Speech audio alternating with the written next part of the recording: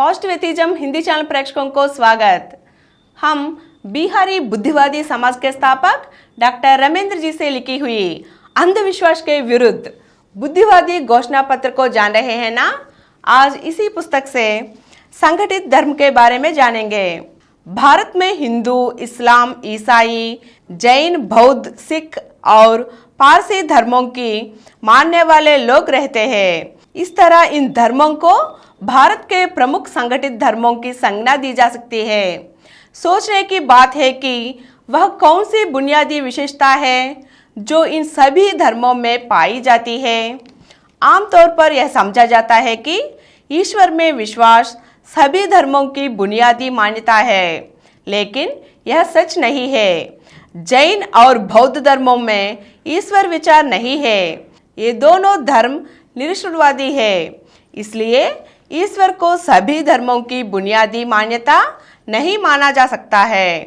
जो एक विशेषता सभी धर्मों में पाई जाती है वह है धर्म ग्रंथों में या अपने धर्म के संस्थापकों में अंधभक्ति।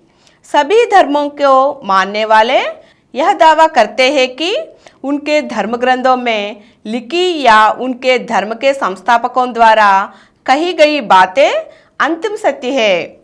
रूढ़िवादी हिंदुओं के अनुसार वेद एक प्रामाणिक ग्रंथ है और वेद की प्रामाणिकता को चुनौती देना उनकी कल्पना से दूर है। कुछ रूढ़िवादी हिंदुओं के अनुसार वेद की रचना ईश्वर ने की है, तो कुछ के अनुसार वेद अनादि है। इसी तरह ईसाई जिसको ईश्वर का पुत्र और बाइबल को ईश्वर की वाणी मानते हैं, इस्लाम धर्म को मानने वालों के लिए मोहम्मद अल्लाह के संदेशवाहक और कुरान ईश्वरीय वचन है। जो लोग इन धर्म ग्रंथों की सभ्यता को चुनौती देते हैं, उनके लिए इन धर्मों में ईश्वर का क्रोध और नरक की अग्नि का शिकार बनने की बात कही गई है। दूसरे शब्दों में इन धर्म ग्रंथों में विश्वास पैदा करने के लिए तर्क का नहीं बल्कि डर के हथियार का इस्तेमाल किया गया है।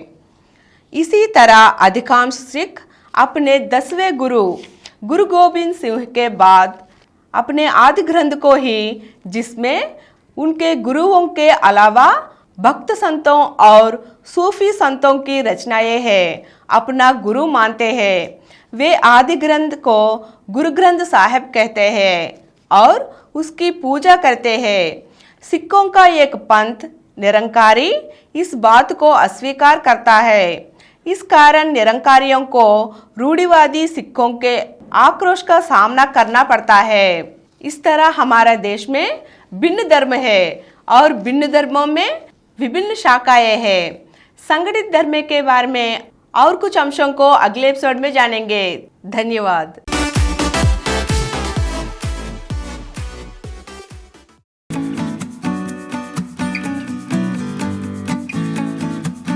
Download Samaram multi-channel app and watch your favorite channels from your mobile. App available on Google Play Store and subscribe to the channels. For more videos, please subscribe to this channel Positive Atheism and activate the bell icon.